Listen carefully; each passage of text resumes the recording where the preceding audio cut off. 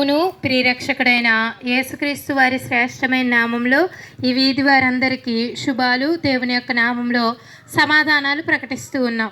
మీరికంతా ఈ మాటలు విన్నట్లయితే ఈ మాటలు మీకు మేలు చేస్తాయని చెప్పడంలో ఎలాంటి సందేహము లేదు.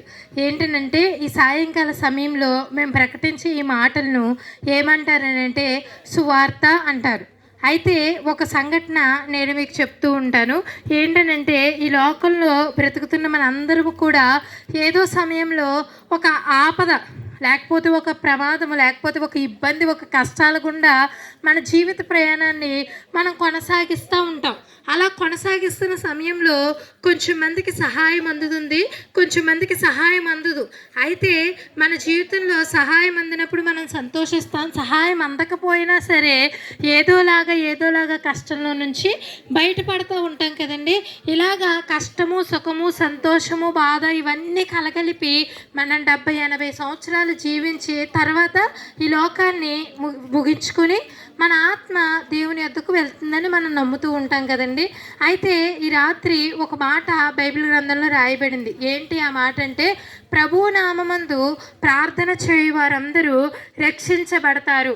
ఎవరికి రక్షణ కావాలి ఈ లోకంలో అని అంటే, నశించుచున్న వారికి రక్షణ అవసరం. అన్నీ బాగున్న వాళ్ళకి రక్షణ ఎందుకండి?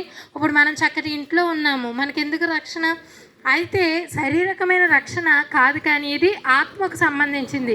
అయితే ఆత్మ విషయాలు చెప్పే ముందు ఒక శరీర సంబంధమైన ఒక విషయం చెప్తాను. ఎవరైనా ఒక వ్యక్తి ఒక నదిలో ఒక నీటిలో పడిపోయినప్పుడు ఆ వ్యక్తి రక్షించబడాలి అని అంటే ఎవరు ఆ వ్యక్తిని రక్షించగలరు అని అంటే, ఆ వ్యక్తి నీళ్ళలో నుండి ఎవరైతే ఆ వ్యక్తిని బయటికి తీయగలరో వాళ్ళే ఆ వ్యక్తికి రక్షకుడు అన్నమాట. అయితే ఆ వ్యక్తి అలా నీళ్ళలో కొట్టుకుని సహాయము అని అరుస్తున్నప్పుడు ఆ వ్యక్తి దగ్గరికి ఒక వ్యక్తి వచ్చి, అయ్యో నీళ్ళలో పడిపోయావా, ఇదిగో నా దగ్గర ఇంత డబ్బు ఉంది, డబ్బు నీకు ఇస్తాను, బయటకు వచ్చే అంటే ఆ వ్యక్తి రాగలడండి? అయ్యో లేదు, నా దగ్గర ఇంత బంగారం ఉంది, బంగారం ఇస్తాను, దా బయటకు వచ్చే అంటే రాగలడండి?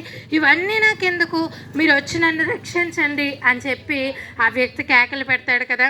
పోన్లే, ఆ వ్యక్తిని ప్రేమించిన ఒక వ్యక్తి గోబా దూకేసి రక్షిస్తానుండు అని నీళ్ళలో దూకేశాక ఆ దూకిన వ్యక్తికి కూడా ఈత రాదనుకోండి, ఇద్దరిని కూడా రక్షించడానికి ఇంకొకరు కావాలన్నమాట. ఇలాగా ఈ ప్రపంచం పుట్టింది మొదలుకొని పాపంలోనే మనిషి జీవిస్తూ ఉన్నాడు. దేవుడు పరిశుద్ధుడిగా మనిషిని చేశాడు. అయితే చేసిన మనిషిలోని ఆజ్ఞాతిక్రమం వల్ల పాపం వచ్చాక ఆ పాపం నుండి విడిపించబడ్డానికి మనిషి చెయ్యని ప్రయత్నం అంటూ ఏదీ లేదు. అయితే ఈ ప్రయత్నాలన్నీ ఎలా ఉన్నాయనంటే, ఆ వ్యక్తిని రక్షించడానికి నీళ్ళలో దూకిన వ్యక్తి ఉన్నాడు కదా ఈత రాకుండా, అలాగే అందరూ దూకేస్తున్నారు, అందరిలోనూ పాపం ఉంటుంది, అందరూ ప్రయాసపడుతున్నారు, అందరూ సహాయం కోసం చూస్తున్నారు. కరెక్ట్గా అలాంటి సమయంలోనే ఒక ఈత వచ్చిన వ్యక్తి వచ్చి వాళ్ళని రక్షిస్తే అది వినడానికి కూడా ఎంతో చక్కగా ఉంటుంది కదండి. అలాగే మనుషులందరూ కూడా బైబిల్ గ్రంథంలో ఏం రాయబడింది అంటే, ఏ భేదము లేదు, అందరూ పాపము చేసి దేవుడు అనుగ్రహించే మహిమను పొందలేకపోతున్నారు. అవునండి, మనం పాపం వల్ల వచ్చే జీతం ఏంటంటే మరణం అంటే మామూలుగా చనిపోవటం కాదు, కానీ మనలో ఒక ఆత్మ ఉంది. ఆ ఆత్మ నిత్య నరకానికి వెళ్ళిపోవటమే భయంకరమైన స్థితి అండి. దాన్ని మరణం అనవలసింది. మనం మామూలుగా చనిపోతే అది పెద్ద విషయం కాదు, కానీ ఎందుకంటే శరీరం మట్టిలో కలిసిపోతుంది. అయితే మరణం అంటే ఆ పాపం, మనిషి పాపంలోనే పుట్టి పాపంలోనే పెరిగి ఆ పాపంలోనే చనిపోతే ఆ పాపం వల్ల వచ్చి ఆ నిత్య నరకానికి వెళ్ళిపోతాడు. కాబట్టి అది చాలా బాధపడవలసిన విషయం అన్నమాట. అలాంటి స్థితిలో మనుషులందరూ ఉండగా ప్రభు నామమును బట్టి ప్రార్థన చేయు వారందరూ రక్షించబడుదురు అని బైబిల్ గ్రంథంలో రాయబడి ఉంది. అంటే ఏంటనంటే, వీటన్నిటి నుండి, ఈ పాపం నుండి, శాపం నుండి, మరణం నుండి విడిపించగలిగిన వారు ఎవరు అని అంటే యేసుక్రీస్తు ప్రభువారు మాత్రమే. ఆయన యొద్దకు వచ్చి, ప్రభువా నేను పాపిని, నన్ను క్షమించు అంటే ఆయన క్షమించడానికి సిద్ధ మనసు కలిగిన దేవుడు. మనల్ని లోకంలో కొంచెం మంది ఏదైనా తప్పు చేస్తే క్షమించవచ్చు, క్షమించకపోవచ్చు. జీవిత ఖైదు ఉన్న వాళ్ళకి ఎవరైనా క్షమాభిక్ష పెట్టాలంటే కోర్టులో, రాష్ట్ర రాష్ట్రపతి కూడా మొన్న ఎవరో ఘోరమైన తప్పు చేస్తే రాష్ట్రపతి దగ్గరికి వెళ్ళి క్షమాభిక్ష అడిగాడట.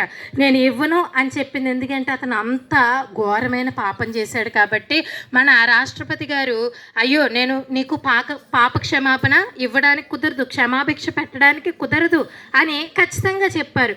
అయితే దేవాతి దేవుడు, పరిశుద్ధుడైన దేవుడు, మనందరినీ తన పోలిక చొప్పున తన స్వరూపంలో చేసిన దేవుడు మాత్రం ఏమంటున్నాడనంటే, మీరు ఎలాంటి పాపస్థితిలో ఉన్నా నా యొద్దకు రండి, నేను మిమ్మల్ని క్షమిస్తాను. క్షమించటమే కాదు, ఇక ఎన్నడూ పాపం లేని స్థితిలో మీరు ఉండడానికి నేను అనుదినము మీకు సహాయం చేస్తానని చెప్పే దేవుడే యేసుక్రీస్తు ప్రభువారు.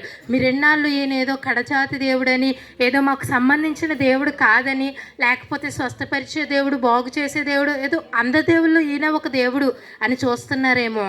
కాదండి, యేసుక్రీస్తు ప్రభువారు ఆ వ్యక్తిని నీటిలో నుంచి రక్షించడానికి ఎలాగైతే ఈత వచ్చిన వ్యక్తి అవసరమో అలాగే మనల్ని పాపం నుండి విడిపించడానికి దేవుడే ఈ లోకానికి మనిషిగా వచ్చి మనందరి పాపాల కొరకు 33.5 సంవత్సరాలు ఈ లోకంలో జీవించి మనందరి పాపాల కొరకు ప్రాణం పెట్టాడు, రక్తం కార్చాడు. అంతేకాదండి, మనందరి కోసం పరలోకాన్ని సిద్ధం చేశాడు. ఆయన యందు విశ్వాసం ఉంచితే, యేసుక్రీస్తు ప్రభు అని హృదయమందు విశ్వాసం ఉంచి నోటితో ఒప్పుకుంటే ఈ లోకంలో ఎలాంటి బాధలు, ఇబ్బందులు, కష్టాలు, సమస్యలు ఉన్న దేవుడు విడిపిస్తాడు. అంతేకాదండి, భయంకరమైన వేదన అని చెప్పాను కదా, నరకం, ఆ నరకం నుండి తప్పించి యుగయుగాలు ఆనందించే ఆ పరలోక రాజ్యాన్ని దేవుడు మీ అందరికీ అనుగ్రహిస్తాడు. మాకు ఇచ్చాడు. ఒకనొక దినాన్న మేము తెలుసుకున్నాం, మేము కూడా దేవుని ఎరగని స్థితిలో ఉన్నప్పుడు దేవుడు మమ్మల్ని దర్శించాడు, మా పాపాల నుండి విడిపించాడు. ఆ ప్రేమతోనే మీ అందరికీ కూడా ఈ దేవుని మాటలు ప్రకటించడానికి మీ ఎదుటికి వచ్చాం. ఇంకా మీరు తెలుసుకోవాలంటే రాత్రి ఇక్కడ సువార్త కూడిక జరుగుతుంది. దేవుని దాసులు దేవుని మాటలు ప్రకటిస్తారు. మీరు ఆ మాటలపైన చెప్పి పెట్టినట్లయితే దేవుడు మరింతగా మీకు మేలు చేసి మీకు గొప్ప రక్షణ అనుగ్రహిస్తాడు. అట్టి కృప దేవుడు మనకు అనుగ్రహించునుగాక. ఆమేన్. ప్రార్థన చేసుకుందామండి. సాయంకాలం వేళలో చక్కని మాటలు తన దాసురాల ద్వారా ఆ మాటలు ఏంటని మీరు ఒక్కసారి మీ మనసు పెట్టి ఆలోచిస్తే దేవుడు మీతో మాట్లాడతాడు. మమ్మల్ని మిక్కిలిగా ప్రేమించిన పరలోకమైన మా తండ్రి, పరిశుద్ధుడా నీకు వందనాలు. ఈ సువార్త 2025 సంవత్సరం 2వ నెలలో నాయన మొదటి పునరుద్ధానంలో ప్రవేశపెట్టి ఇదిగో నీ రాజు సువార్త ప్రకటించాలని, అయా నశించిపోతున్న వారికి నీ మాటలు అందించాలని, అయ్యా భారం పెట్టిన విధానం పెట్టిన స్తోత్రాలు చెల్లిస్తున్నాం తండ్రి. నీ వందనాలు. నేనే మార్గము, నేనే సత్యము, నేనే జీవము అంటున్నావు తండ్రి. నీ స్తోత్రాలు. నీ ద్వారాగానే తండ్రి యొద్దకు చేరగలమని నీ లేఖనం సెలవిస్తుంది. ఈ లోకంలో ఎంత పాపినైనా ఒక మనుషుడు క్షమించలేకపోవచ్చేమో, కానీ నాయన ఎంత పాపైనా, ఘోర పాపైనా, దొంగైనా, నరహంతకుడైనప్పటికీ కూడా నాయన నీ కలవరి రక్తం ద్వారా ప్రతి పాపమును నువ్వు తుడిచివేస్తావు తండ్రి. నీ వందనాలు. అయా తుడిచివేసి హక్కును చేర్చుకుని ఎన్ని తట్టి చక్కని ఆలోచనించి కన్నీరు తుడిచే దేవుడు.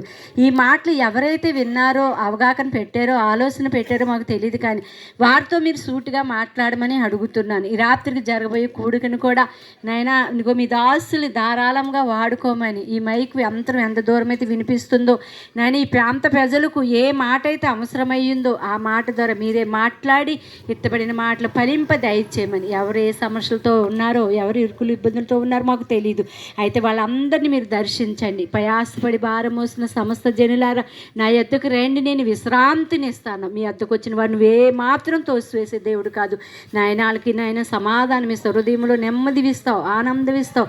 కుటుంబంలో ఉన్న పరిస్థితులు ఎటువంటి పరిస్థితులు అయినప్పటికీ కూడాను నీ వైపు చూస్తే మంచి ఆదరణ పొందుతారని ఒక ఆలోచన అవగాహన బిడ్డలో పెట్టమని, ఎత్తబడిన మాట బిడ్డల హృదయాలు ఫలింపు దయచేయమని త్వరగా రాని యేసు నామములో అడిగి వేడుకుంటున్నాం పరమ తండ్రి.